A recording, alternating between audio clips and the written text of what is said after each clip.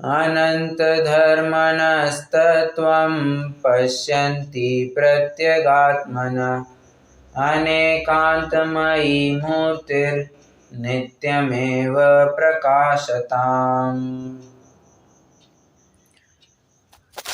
कल हमने पांडे राजमल जी की दृष्टि में निश्चय और व्यवहार के नए इनकी चर्चा पूर्ण की थी।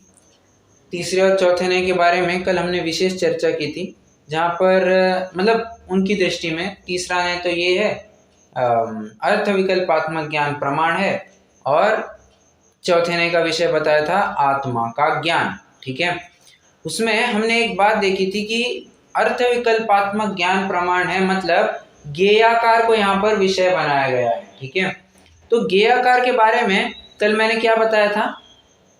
ज्ञेयाकार माने क्या?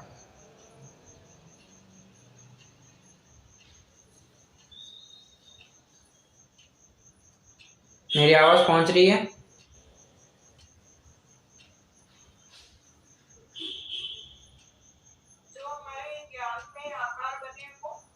ओके, जो हमारे ज्ञान में आकार बना है उसे ज्ञेयाकार कहते हैं। ठीक है, ध्यान रखना, ये अर्थ तो बिल्कुल सही है, कोई दिक्कत नहीं। इसके साथ साथ एक और अर्थ है, मैं आपको चाहे तो ना एक छोटा सा, एकदम छोटा सा चार्ट बन जाएगा तो आपको और क्लैरिटी मिलेगी।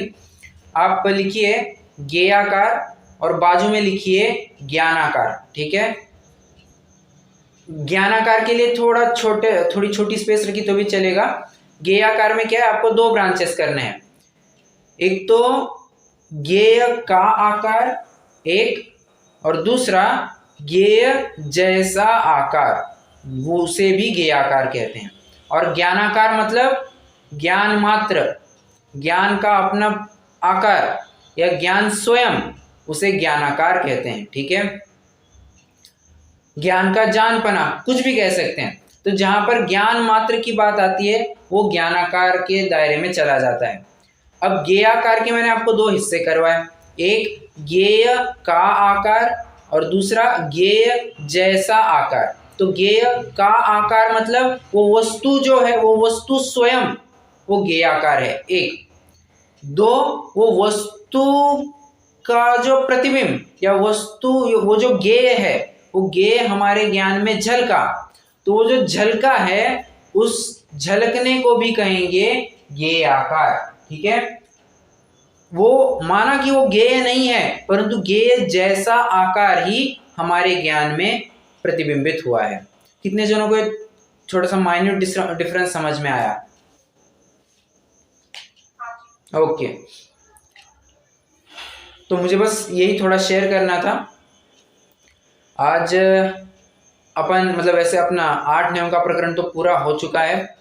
आज से हम आज ही के दिन या कल भी के जैसे सहूलियत होगी वैसे द्रव्य संग्रह की पहली 14 गाथाओं के आधार से हम 8 नियमों का एप्लीकेशन देखने वाले कि हाँ, कि 8 नए कैसे कैसे लगते हैं। नया कुछ नहीं रहेगा, परंतु आपको एक थोड़ा और कॉन्फिडेंस मिलेगा कि हाँ, जो अपन ने पढ़ा है सही पढ़ा है और शास्त्रों के द्वारा भी ये प्रमाणित है, ग्रंथों में भी बराबर इसका दाखला मिलता है। तो आप ही का कॉन्फिडेंस अच्छा होगा, आपका ही विश्वास बढ़ेगा, इसके लिए ये प्रयास है। ठीक है, चलिए, द्रव्य संग्रह आप सभी के पास होगा ही, ले लीजिए पहली गाथा। वैसे द्रव्य संग्रह लिखा किसने है, कोई बिना देखे बताएगा?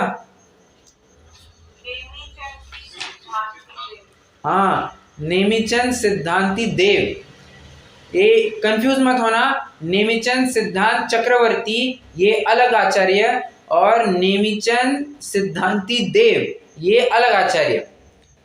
नेमिचंद सिद्धांती देव इन्होंने बृहद द्रव्य संग्रह की रचना की, और गोमटसार, जीवकांड, कर्मकांड जी जो रचना हुई है वो नेमिचंद सिद्धांत चक्रवर्ती ने की है। ठीक है, फर्क है दोनों में, कंफ्यूज नहीं होना है। हम यहाँ पर बृहद द्रव्य संग्रह के आधार से अब एक एक गाथाओं का थोड़ा सा स्वरूप समझते हैं। आइए, पहली गाथा। जीवम जीवम दौवम जिणवर वसहेण जीर्णने दिठम देविंद विंद वंदम वंदे तम सर्वदा शिरसा। देखिए क्या कह रहे हैं, जीवम जीवम दौवम संधि, मैं थोड़ा सा अर्थ भी करते जाऊंगा, आराम से समझते जाएंगे, कोई जल्दी नहीं है, कोई जल्दबाजी नहीं है। जीवम जीवम दौवम, जीवम अजीवम, म हलंत करेंगे तो अजीवम बाहर निकलेगा। तो कह रहे हैं द्रव्य दो प्रकार के होते हैं, एक जीव द्रव्य और एक अजीव द्रव्य। हमने तो सुना है द्रव्य 6 होते हैं, हाँ ना। आप उसको और संक्षेप में करना चाहे तो जीव और अजीव कहिए, और अजीव के फिर 5 भेद कहिए, उद्गल, धर्म, अधर्म, आकाश, काल। ओके, तो जीव, जो जीव है वो जीव द्रव्य में लिया, और जो जीव नहीं है वे सब द्रव्य अजीव के खाते में ले लिए। ठीक है, जेणवर वस हेण जेणणी देठम, जेण मतलब किन भगवान ने, किन्होंने इसका वर्णन, निदिठम कहा है, उपदेश दिया है, किन्होंने, जिनवर वसहेण। अब देखिए यहां पर थोड़ी सी दावपेच चालू होगी। टीकाकार ने जिनवर वसहेण इस शब्द के 3 प्रकार से अर्थ किए, मतलब 3 स्टेजेस में अर्थ किए हैं। मैं आपको बताऊं, पहले तो जिन, उसके बाद जिनवर, और फिर जिनवर वृषभ। ध्यान से सुनना, आप नोट नहीं करेंगे तो भी चलेगा, नोट करना चाहे तो भी कर सकते, कोई दिक्कत नहीं, क्योंकि यहाँ सब लिखा जरूर है। ये टीका में आपको पूरा मिल जाएगा, ये तो मैं अपनी तरफ से स्पष्टीकरण दे रहा हूं। अर्थ कैसे किया है, 3 स्टेजेस में किया है। पहले जिन ये शब्द लिया, फिर जिनवर ये शब्द लिया, और उसके बाद जिनवर वृषभ ये शब्द लिया। ठीक है, अब देखिए जिन मतलब कौन, समय सार में जिन मतलब कौन होता है,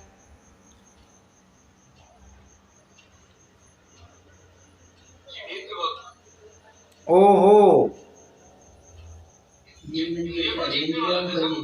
वो जितेंद्रिय हो गया।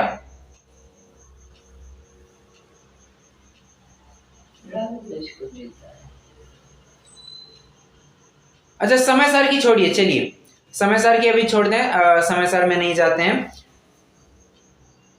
जिन मतलब यहां पर जो अर्थ किया है, असंयत, सम्यक दृष्टि आदि, एक देश जिन, एक देश जिन। अब प्रश्न, अब अपना एप्लीकेशन धड़ाधड़ चालू होगा। बोलिए यहां पर कौन सा नए लगेगा। आपको ग्रंथ में कहीं देखना नहीं है, आप चाहे तो ग्रंथ को बाजू में भी रख सकते हैं, सिर्फ गाथा पढ़ने पूरता आप अपने पास ग्रंथ रखिए, अर्थ मत पढ़िए, वरना क्या है, हम अगर अपना दिमाग नहीं लगाएंगे तो हम अच्छे से समझ नहीं पाएंगे। तो थोड़ा सा ग्रंथ को बाजू में रखिएगा, फिर उत्तर दीजिएगा। बोलिए असंयत, सम्यक दृष्टि आदि, एक देश जिन। अब यहां पर कौन सा नए घटित करना चाह रहे हैं।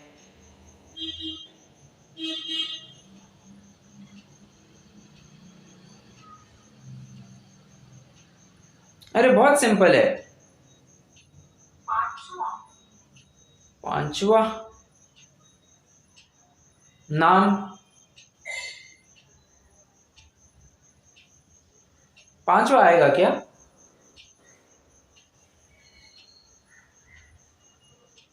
अरे क्या कहा,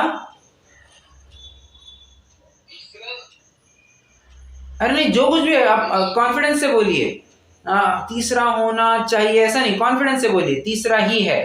ठीक है, बात बराबर है, तीसरा नहीं यहां पर लगेगा। कौन सा, उपचरित सद्भूत व्यवहार ने, कैसे, अरे अर्धशुद्ध पर्याय है। ठीक है, और कौन सा नहीं लगेगा, अरे एक, अरे रे रे, 8वां कैसे लगेगा, हाँ 6वां नय लगेगा। एक देश जिन की बात चल रही है, ध्यान रखना 8वें नय में पर्याय का प्रवेश नहीं है, तो पर्याय से पार वस्तु आए तब भी आपको 8वां नय लगाना है। पर्याय से मिली हुई वस्तु के बारे में बात चल रही है, 8वां नय कदापि नहीं आएगा। ओके, यार ये बातें ध्यान में रखनी चाहिए। तो एक देश जिन कहा है ना, मैं आपको कह दूं, एक देश ये शब्द आपको कहीं पर भी मिले, एक देश शुद्धता, एक देश जिन, एक देश वितरागता, एक देश संयमी, जो कुछ भी आपको एक देश पना दिखे, समझ लेना चाहिए यहाँ पर 6वें नय का विषय बताया जा रहा है। आंख मीच करके आपको 6वां नय लेना है।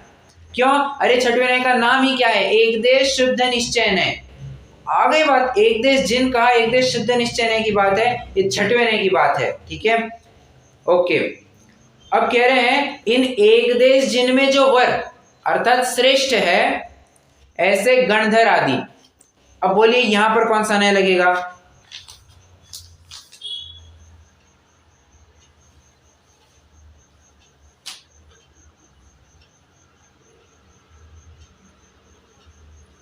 एनीवन? एक घबराना नहीं, पहला उत्तर गलत दिया तो गलत दिया।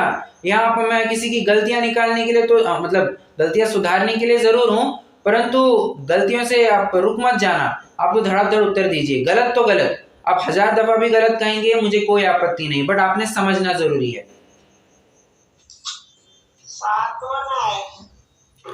गणधर देव आप 7वें नय में ले रहे हैं, किस अपेक्षा से? नहीं, अपेक्षा भी बताते जाइए। यहाँ साक्षात शुद्ध निश्चय ने, वही तो पूछ रहा हूं, किस अपेक्षा से कह रहे हैं? उनके क्या है? केवल ज्ञान प्रकट है, केवल दर्शन प्रकट है, क्षायिक सम्यक तो है, क्या है उनको? क्षायिक सम्यक तो है। बहुत बढ़िया। अगर क्षायिक सम्यक की अपेक्षा लेते हैं तो 7वां नय जरूर लगेगा। और 6वां नय लग सकता है क्या?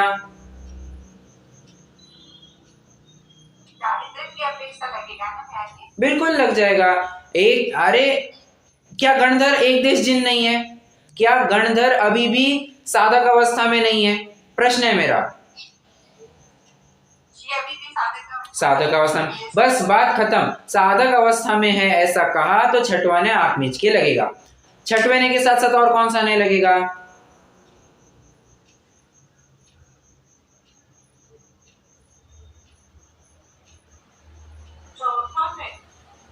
ओहो, नो नो नो, हाँ तीसरा नय लगेगा, राइट।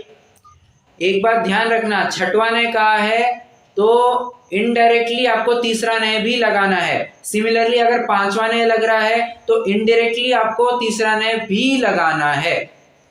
ये बात हमें ध्यान में रखनी चाहिए। 7वां नय कहा है तो चौथा नय आएगा। क्यों? निर्मल पर्याय ये चौथे नय का विषय है, कोई तीसरे नय का विषय नहीं है, और साथ ही साथ वो कोई 5वें 6वें नय का भी विषय नहीं है, वो तो साक्षात शुद्ध निश्चय नय का विषय बताया गया है। ये कितने जन समझ रहे हैं? या बाउंसर जा रहा है? अगर बाउंसर जा रहा है तो फिर मैं समझता हूं कि ये चर्चा करने में कोई मतलब नहीं है। आपने भी 7वां नय इसमें बोला, उसमें चौथा भी लगेगा, वैसा बोल रहे? हाँ,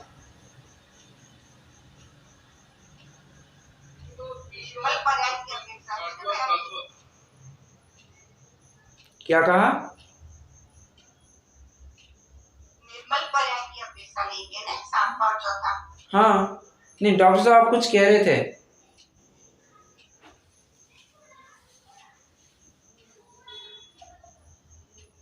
नथिंग, बोलिए ना।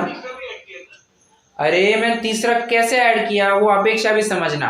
मैंने गणधर को साधक अवस्था में देखा तो साधक अवस्था की अपेक्षा मैंने तीसरे नय में लिया। अगर मैं उनके क्षायिक सम्यक्तों की अपेक्षा देखता हूं तो फिर वो चौथे नय का विषय बनेगा या 7वें नय का विषय बनेगा।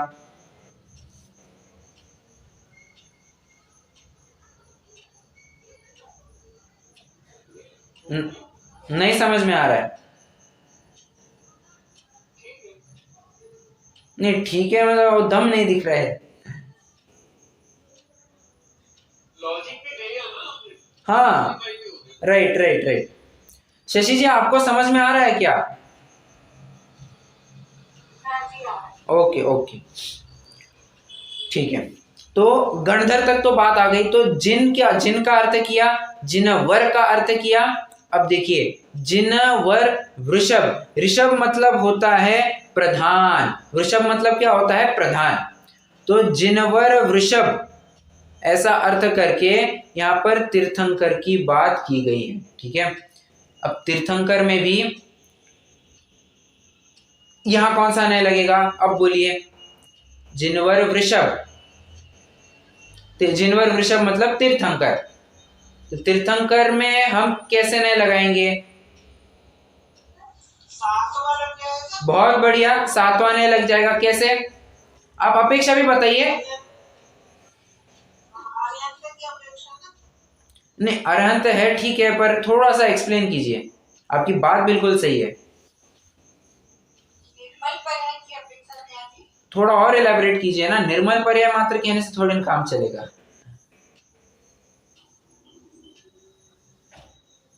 केवल ज्ञान की अपेक्षा। बहुत बढ़िया, केवल ज्ञान की अपेक्षा, या और अच्छे से कहना चाहे तो अनंत चतुष्टय की अपेक्षा, अनंत ज्ञान, अनंत दर्शन, अनंत सुख, अनंत वीर्य। ये अब इसको कहेंगे कि ये निर्मल पर्याय है, इसलिए 7वें नय का विषय बन रहा है। और कौन से नय में जाएगा? चौथे में। बहुत बढ़िया, चौथे नय में भी जाएगा। फर्क क्या है चौथे और 7वें में?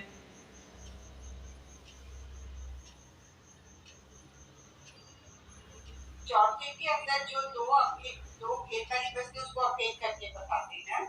क्या क्या क्या? क्योंकि वो व्यवहार नहीं है। सॉरी वाली वस्तु है उसको अपेट करके। गुण था। नहीं नहीं नहीं नहीं, गुणभेद और ये निर्मल पर्याय अलग अलग। देखिए मैं थोड़ा समझाता हूँ। वस्तु और उसकी पर्याय, जब इनमें अभेद किया जाता है तब निश्चय नहीं लगता है। मतलब निर्मल पर्याय और वो द्रव्य, जब इनको अभेद किया गया तो 7वां नय लगा, और जब निर्मल पर्याय और वो द्रव्य इनको अलग अलग दिखाया तब ये चौथे नय का विषय बना।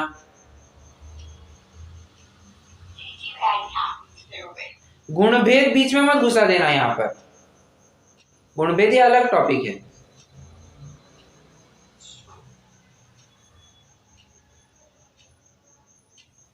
नहीं समझ में आ रहा है?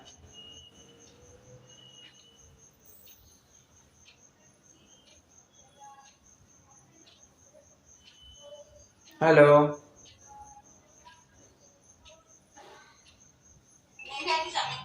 हाँ हाँ ओके।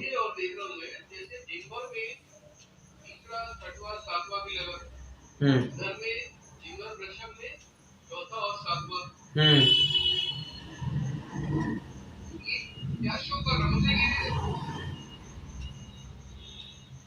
क्योंकि जैसे धड़धड़ भी होंगे।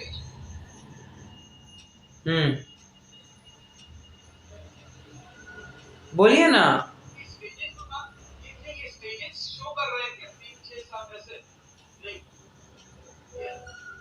कह सकते हैं, कह सकते हैं।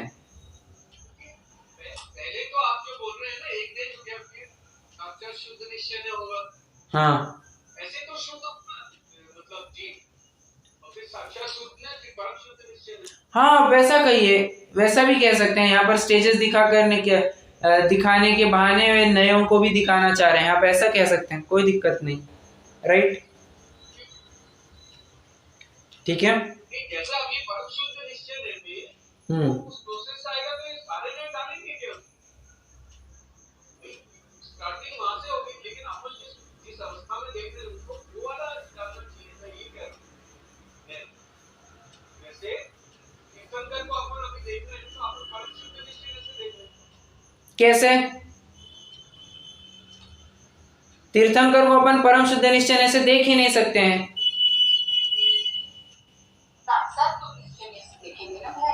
कौन से?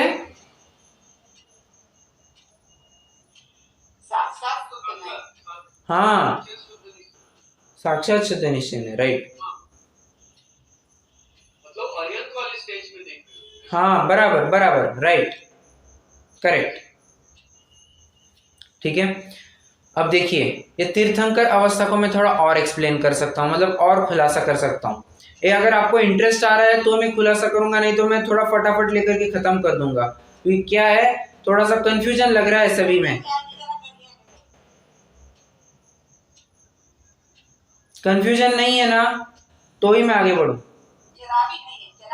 Okay good. देखिए, अब तीर्थंकर को मैं और कैसे देख सकता हूं, जो समो शरणाद। अब तीर्थंकर की परिभाषा बोलिए मुझे, बालबोध में जो तीर्थंकर की परिभाषा है वो बताइए।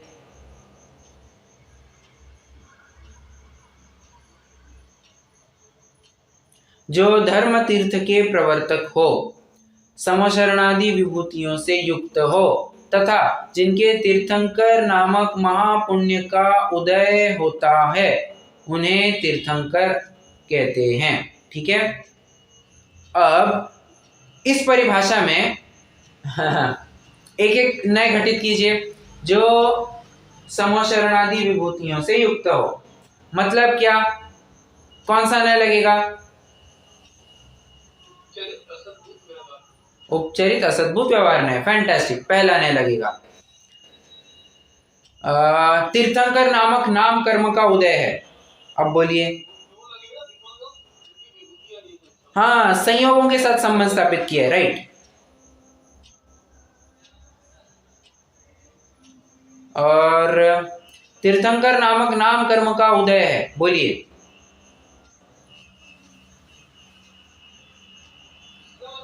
कौन सा? तो सद्भुत। हाँ, बहुत बढ़िया, दूसरा नहीं आएगा यहाँ पर। क्यों? अरे द्रव्य कर्म के साथ संबंध स्थापित किया है,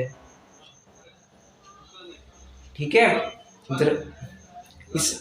हाँ, इसलिए मैं कह रहा हूं, मैंने आपको एक दिन एक छोटी सी समरी भी बनवाई थी कि जहां पर कुछ कीवर्ड्स आ गए ना, आपको फटाक से ये नहीं लगेगा, आपको ये ध्यान में आना चाहिए। जब संयोग कहा है तो पहला नहीं लगेगा, जब शरीर, द्रव्य कर्म, प्राण, ये सब कुछ शब्द मिलेंगे तो आपको दूसरा नहीं लगाना है। जब परिणाम, भाव, विकारी पर्याय, शांत पर्याय, अर्ध विकसित पर्याय, ये सब पर्याय या शब्द मिले, या क्षायक्षमिक भाव, औपशमिक भाव, औदैहिक भाव, ये शब्द मिले तो आपको समझना चाहिए तीसरे नय की बात चल रही है। निर्मल पर्याय, गुण भेद, प्रदेश भेद की जब बात आती है, या लाक्षणिक पर्याय, ये सब चौथे नय का विषय बनेगा। अब पुनः जब जीव को विकारी पर्यायों का स्वामी नहीं, विकारी पर्यायों के साथ अभेद करके कथन किया जाता है, वो पांचवें नय का विषय बनेगा। जब एक देश शुद्ध अवस्था बताएंगे, साधक अवस्था बताएंगे, अंतरात्मा अवस्था, ये शब्द मैं बोल रहा हूँ, ये कीवर्ड्स है, अंतरात्मा, साधक, और क्या बताया था मैंने अभी, और कुछ तो बताया था, एक शब्द लिया था, एक देशपना, एक देश शुद्धता, एक देश निर्मलता, एक देश संयमीपना, ये शब्द आपको मिले तो आपको छठवां नय लगाना है। जब निर्मल पर्याय, केवल ज्ञान, और बोलिए केवल दर्शन, अनंत चतुष्टय, ये सब शब्द मिले आपको सातवां नय लगाना है, साक्षात शुद्ध निश्चय नय। और जब जीव वस्तु की चर्चा चल रही है, जीव की बात चल रही है, जहां पर किसी भी प्रकार से कोई पर्याय का इंटरफियरेंस, हस्तक्षेप या मेल मिलावट नहीं है, तो पर्यायों से पार त्रिकाली ध्रुव वस्तु का जब बखान किया जाता है, वो आठवें नय का विषय बनेगा। ये कीवर्ड्स है, ये हमें मैं वही कह रहा हूं, आपको बाय हुक और क्रुक याद करने ही है, नहीं तो फिर आप ये नए चक्र वास्तव में एक नया चक्कर हो जाएगा आपके लिए। हमें इस नए चक्र को नया चक्कर नहीं बनाना है, जन्म जन्मांतर के चक्रों को मेटने के लिए इसका प्रयोग करना है, ठीक है। उलझना नहीं है बिल्कुल भी, और बड़ा आसान है। अब थोड़ा सा उपयोग देंगे, आपको बराबर सब याद रहेगा, ठीक है। चलिए, दूसरा नय कैसे लगाया था अपन ने? द्रव्य कर्म के साथ संबंध स्थापित किया। गुड। समोशरणादि विभूतियों से युक्त हो, धर्म तीर्थ का प्रवर्तन करते हैं, उपदेश देते हैं, ये पहले नय से कहना बनेगा, ठीक है। ओके, तो कुल मिलाकर के जिनवर वृषभ में मैंने कितने नय लगाए?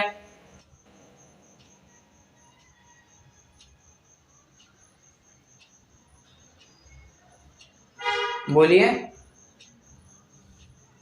2 लगाए, 4 और 7। और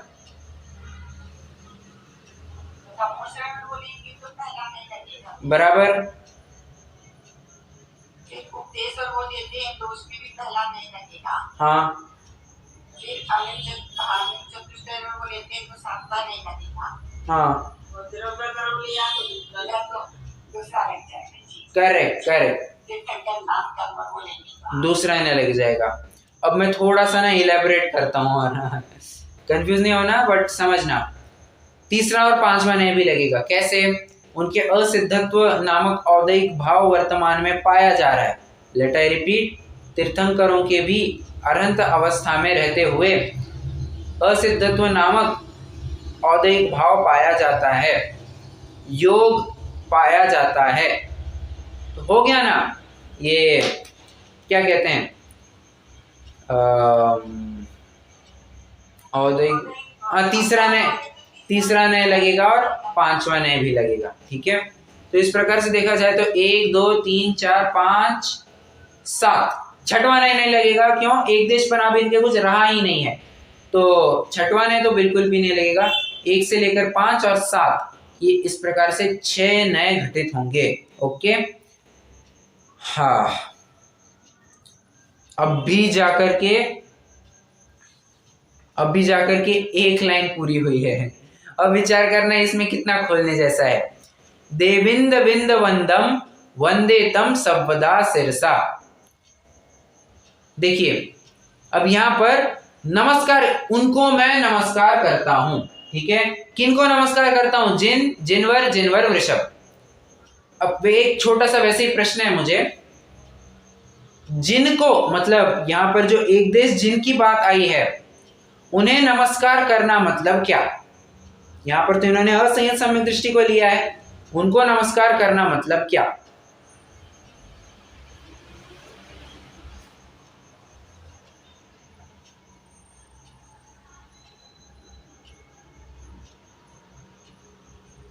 मतलब शरीर से नमस्कार किया तो पहला है? नहीं, यहाँ पर नमस्कार करते हैं मतलब नमस्कार किस प्रकार से लेना। अब यहाँ पर नय मत लगे, मैं नय की अपेक्षा नहीं पूछ रहा हूं।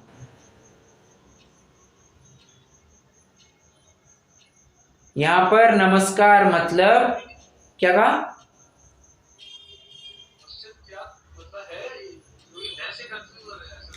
नए के साथ मिक्सअप मत कीजिए, ये तो एकदम ऑफ द ट्रैक क्वेश्चन है। यहाँ पर नमस्कार मतलब क्या? एक देश जिनको नमस्कार किया मतलब क्या? असंयत सम्यक दृष्टि को नमस्कार किया मतलब क्या? नमस्कार किया मतलब उसके योग्य होने की भावना। भाई बस इतना सा समझना है। वहां पर नमस्कार किया मतलब साक्षात साष्टांग नमस्कार दे दिया, ऐसा नहीं। साष्टांग नमस्कार सिर्फ देव शास्त्र और गुरु को ही होता है। इवन एलग को भी, आरिका माता जी को भी नमस्कार नहीं होता है, साष्टांग नमस्कार उनको नहीं होता है। ये बात हमें ध्यान में रखनी चाहिए। ठीक है, तो यहाँ पर नमस्कार मतलब उनके जैसे उसके जैसे बनने की भावना भाना, असंयत सम्यक दृष्टि के। चलिए, अब यहाँ पर नमस्कार करता हूं ऐसे शब्द का प्रयोग किया है। यहाँ पर नमस्कार करता हूं, इस नमस्कार की क्रिया में कितने नय घटित होंगे आप बताएंगे? नमस्कार की क्रिया में कितने नय घटित होंगे? तो पहला में आ जाएगा कि शरीर की क्रिया से नमस्कार। शरीर से नमस्कार करते हैं। एक जन शशि जी आप बोलिए। शरीर से जो नमस्कार कर रहे हैं तो वो पहला नय कैसे? वो तो दूसरा नय जाना चाहिए ना, क्योंकि शरीर की क्रिया है।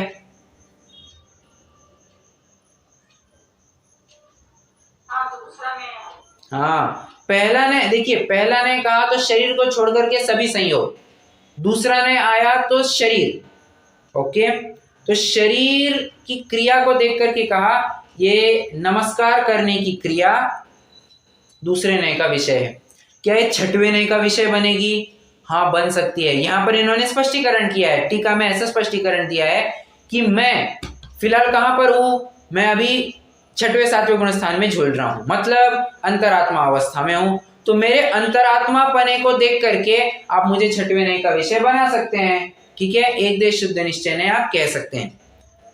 और एक बहुत अच्छा अर्थ, फाइनल अर्थ किया इन्होंने कि देखो, नमस्कार या वंद्य वंदक भेद ये तो सिर्फ पहले 7 नयों में हो सकता है जी। वंद्य वंदक भेद ये 8वें नय में कभी भी नहीं हो सकता है। तो इसीलिए यहाँ पर क्या लाइन आई है एक मिनट पढ़ करके दिखाऊंगा।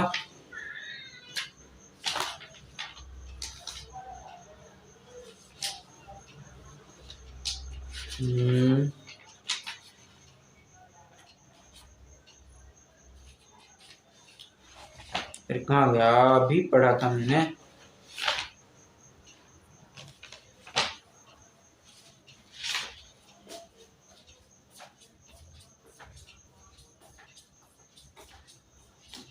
हाँ, एक देश शुद्ध निश्चय। देखिए, वंदे इत्यादि पदों का क्रियाकार संबंध से पदखंडना रूप से व्याख्यान किया जाता है।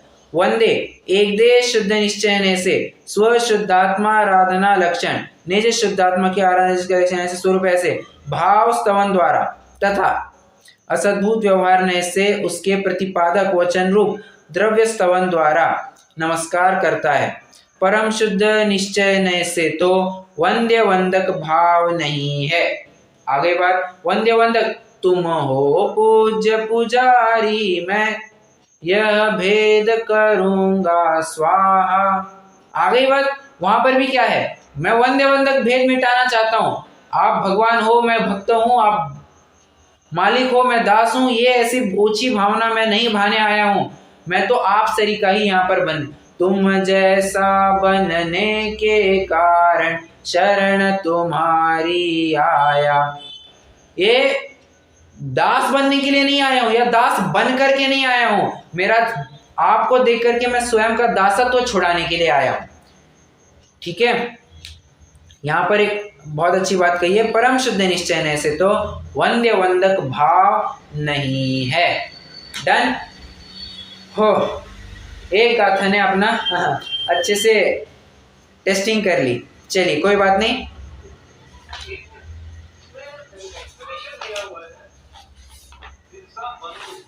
हाँ